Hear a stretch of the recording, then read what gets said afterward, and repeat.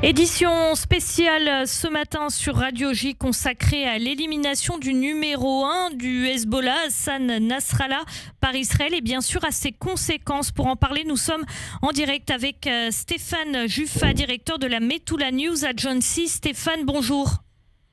Bienvenue à la maison, Eva, et bonjour aux auditeurs et téléspectateurs de Radio J. Stéphane Juffa, cette élimination d'Hassan Nasrallah, pour vous qui vivez près de la frontière du Nord et qui avez dû être évacué, qu'est-ce qu'elle vous laisse espérer ? Le bon côté de cette élimination, c'est déjà le choc au sommet du Hezbollah, la peur que cela inflige aux Iraniens. Vous imaginez bien que la direction de la théocratie chiite iranienne, en voyant ce qu'on est capable de faire dans la Dahia, imagine simplement qu'on est capable de faire la même chose chez eux. Et c'est pour ça qu'ils ont évacué immédiatement le guide suprême, Ali Khamenei, dans un endroit sûr, ce qu'ils appellent un endroit sûr. Je suis même pas certain qu'il y a des endroits sûrs avec les capacités actuelles du Mossad. Donc la démobilisation, la dépression, la désorganisation. On n'oublie pas non plus qu'à l'état-major du Hezbollah, les deux premières rangées sont vides. Ces généraux terroristes ont été éliminés durant ces dernières semaines. On n'oublie pas également que les communications ont été coupées. Ils ont plus de bipères, mais ils ont plus d'autres moyens pour se parler, pour donner des ordres. C'est très délicat. Et pour finir cette chaîne d'il n'y a plus, il n'y a plus non plus toute la capacité de nuisance, toutes ces roquettes et ces missiles qui existaient avant. Et on a vu durant ce week-end, Eva, on a vu ici, à côté de Tzfat, à Hatzor, que la quantité dans les grappes de roquettes qui sont tirées en notre direction, la quantité a nettement diminué par 3, par 4.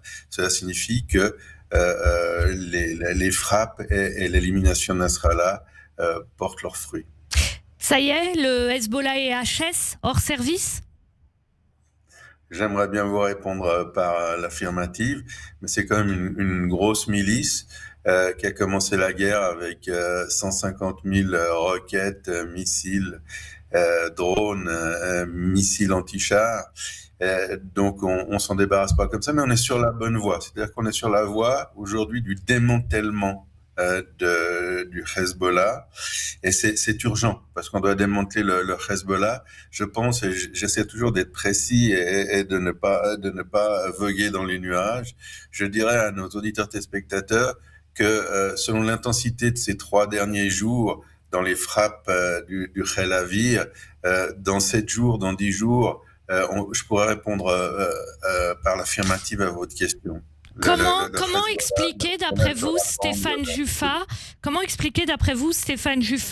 que Israël peine toujours face au Hamas qui continue à tirer des roquettes, certes beaucoup moins qu'au début de la guerre, mais ça a mis de nombreux mois. Pourquoi c'est si rapide par rapport au Hezbollah ? Parce que d'abord le Hezbollah est mieux armé, mieux organisé que le Hamas, et ensuite le Hamas a mis 20 ans à préparer ce moment, à creuser tel des termites le sol de la bande côtière, et j'ai eu l'occasion de voir ces tunnels, ces galeries par moi-même. C'est tout à fait saisissant, c'est-à-dire qu'elles descendent à 40 mètres sous terre. Ce sont de véritables imbroglios, et d'y descendre sans faire la guerre, sans fusil, c'est déjà très très compliqué.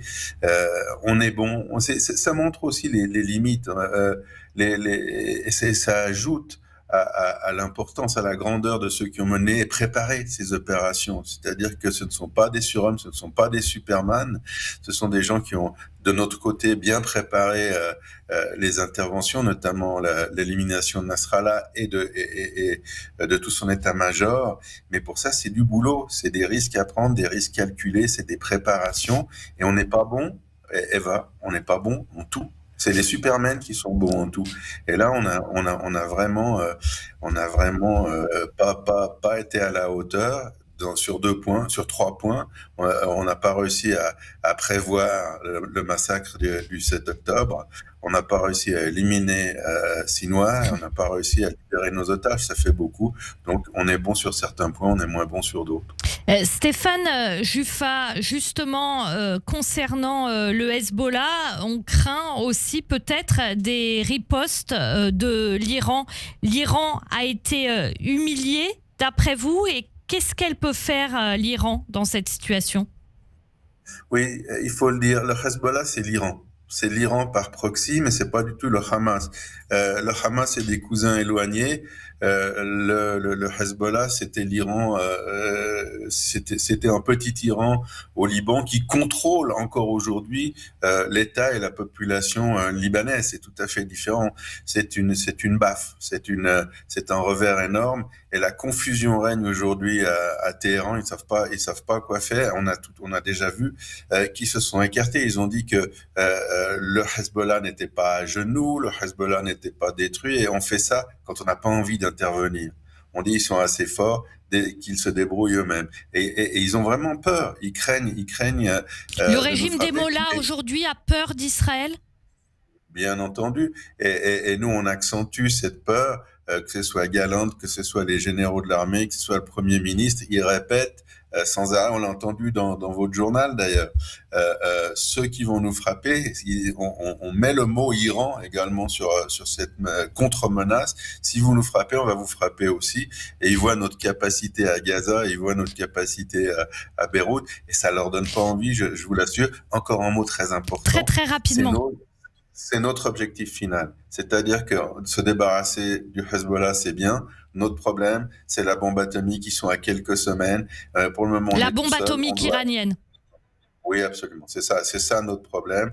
On est en train de déblayer le chemin à Gaza et au Liban. Après, dans quelques jours, dans une semaine, 2 semaines au maximum, il faudra qu'on s'occupe de cette menace, parce que c'est une menace qui est pertinente à la destruction potentielle d'Israël, également de l'Europe et également du reste du monde. On a encore un job à faire, et on le fera. Merci beaucoup Stéphane Juffa, directeur de la Metula News Agency. Merci d'avoir été avec nous en direct pour cette édition spéciale ce matin sur Radio J. Bonne journée à vous. Radio J, le 6-9.